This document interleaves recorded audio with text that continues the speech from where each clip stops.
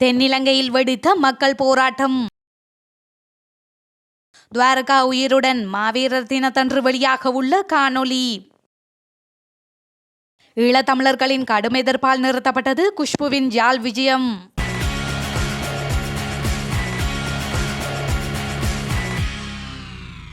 ஸ்ரீலங்கா அரசாங்கத்தின் நடவடிக்கைகளை எதிர்த்து மக்கள் விடுதலை முன்னணி தலைமையிலான தேசிய மக்கள் சக்தி இன்று பாரிய ஆர்ப்பாட்டம் ஒன்றை முன்னெடுத்துள்ளது. ஸ்ரீலங்கா அரசாங்கத்தின் நடவடிக்கைகளை எதிர்த்து அண்மைய நாட்களில் நாடளாவிய ரீதியில் பல ஆர்ப்பாட்டங்கள் முன்னெடுக்கப்பட்டன. இந்த பின்னணியில் இலங்கையில் அதிகரிக்கப்பட்டுள்ள மின்சார கட்டணம் குறைக்கப்பட வேண்டும், வரிச்சுமை தளர்த்தப்பட வேண்டும் உள்ளிட்ட பல காரணங்களை முன்வைத்து இன்று கொழும்பின் புறநகரான நுகேகொட பகுதியில் ஆர்ப்பாட்டம் ஒன்று முன்னெடுக்கப்பட்டது. மக்கள் விடுதலை முன்னணி தலைமையிலான தேசிய மக்கள் சக்தியால் ஏற்பாடு செய்யப்பட்ட இந்த ஆர்ப்பாட்டத்தில் கட்சிகளின் உறுப்பினர்கள் மற்றும் பொதுமக்கள் உள்ளிட்ட பலரும் கலந்து கொண்டுள்ளனர். தேசிய வளங்களை விற்பனை செய்வதை உடனடியாக நிறுத்து, அநீதியான சுமையை குறை, மக்களை வதைக்கும் வெறிபிடித்த ஊழல் மிக்க ஆட்சியாளர்களை விரட்டியடிப்போம் போன்ற பதாதைகளை ஏந்திய வண்ணம் ஆர்ப்பாட்டக்காரர்கள் தங்கள் ஆர்ப்பாட்டத்தை முன்னெடுத்துள்ளனர். இதன் காரணமாக நுகேகொட பகுதியில் போக்குவரத்து நெரிசல் ஏற்பட்டுள்ளதாக தெரிவிக்கப்பட்டுள்ளது.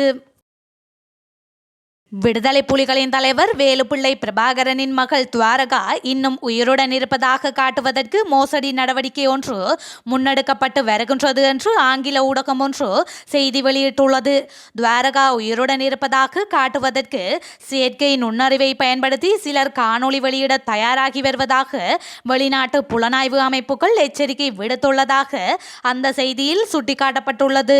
குறித்த செய்தியில் இந்த காணொளியை மாவீரர் நாளான நவம்பர் 27 வெளியிட தீர்மானித்துள்ளதாகவும் புலனாய்வு அமைப்புகள் தெரிவிக்கின்றன. இந்த காணொளியை பயன்படுத்தி நோர்வேயில் உள்ள சர்வதேச புலிகள் வலையமைப்பு வெளிநாடுகளில் நிதி திரட்ட திட்டமிட்டுள்ளதாகவும் தெரிய வந்துள்ளது. இதற்காக நோர்வேயில் உள்ள விடுதலை புலிகளின் தலைவர் பிரபாகரனின் உறவினர்களின் சம்மதம் பெறப்பட்டுள்ளதாக குறிப்பிடப்பட்டுள்ளது. காலி தடல்ல பிரதேசத்தில் துப்பாக்கிச் சூட்டு சம்பவம் ஒன்று இடம்பெற்றுள்ளது. இன்று பிற்பகல் 1:45 மணியளவில் இந்த துப்பாக்கிச் சூடு இடம்பெற்றுள்ளதாக தெரிவிக்கப்படுகின்றது.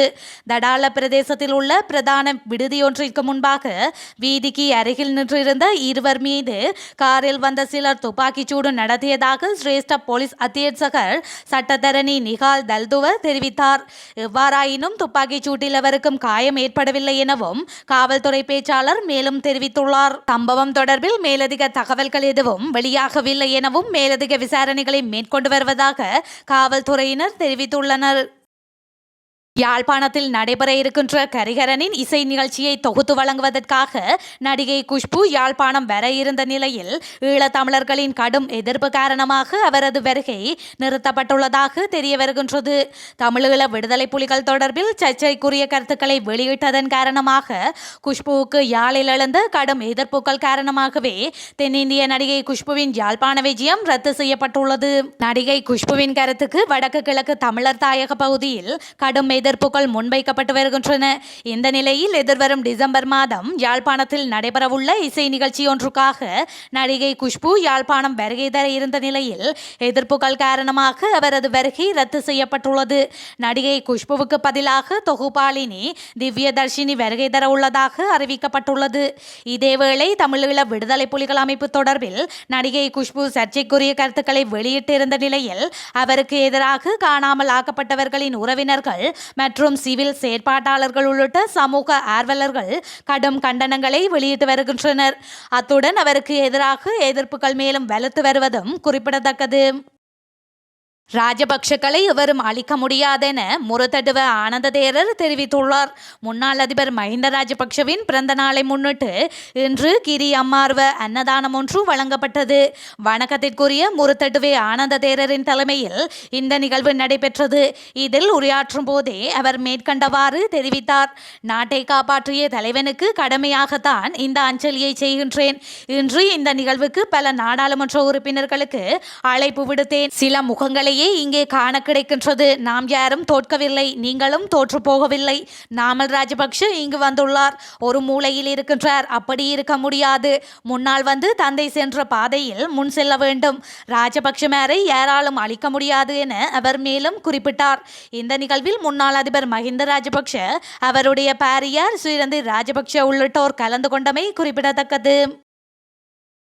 கோப் குழுவின் தலைவர் ரஞ்சித் பண்டாரவுக்கு எதிராக நம்பிக்கையில்லா பிரேரணையை கொண்டு வருவதற்கு தீர்மானிக்கப்பட்டுள்ளது.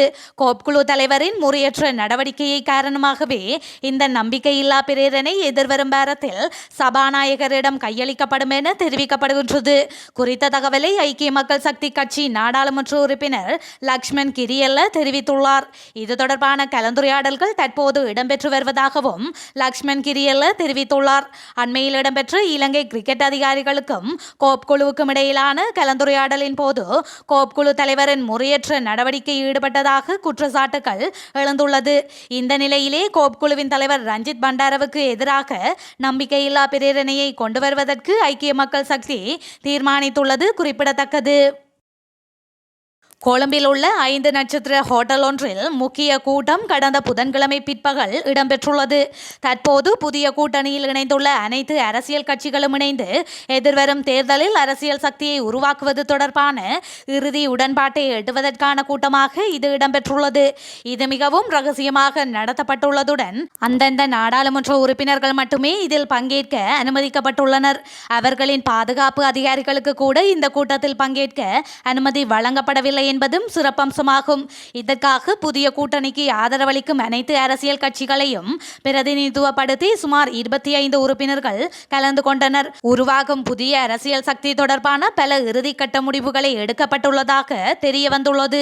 எதிர்வரும் ஜனவரியில் அது தொடர்பான தகவல்களை வெளியிடுவது என்ற முடிவும் இங்கு எடுக்கப்பட்டுள்ளது.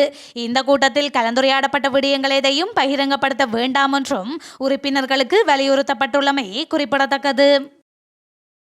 எதிர்வரும் 6 வார காலப்பகுதியில் இஸ்ரேலினுடைய வான், கடல் மற்றும் தரைவழி தாக்குதல்களினால் பாரிய பொருளாதார நெருக்கடி ஏற்படுவதற்கான சாத்தியமுள்ளதாக ஐக்கிய நாடுகள் சபை தெரிவித்துள்ளது.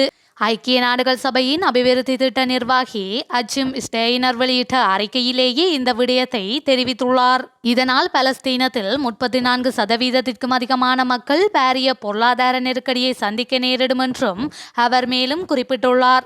இதேவேளை குறித்த தாக்குதலினால் இதுவரையில் காசா பகுதியில் உள்ள 41,000 வீடுகள் கடுமையாக சேதமடைந்துள்ளதாக ஐக்கிய நாடுகள் சபை வெளியிட்டுள்ள அறிக்கையில் சுட்டிக்காட்டப்பட்டுள்ளது. அத்துடன் 15 லட்சத்துக்கும் அதிகமான பலஸ்தீனியர்கள் இடம்பெயர்ந்துள்ளதாகவும் 18 வைத்தியசாலைகள் மூடப்பட்டுள்ளதாகவும் சர்வதேச ஊடகங்கள் செய்தி வெளியிட்டுள்ளமை குறிப்பிடத்தக்கது.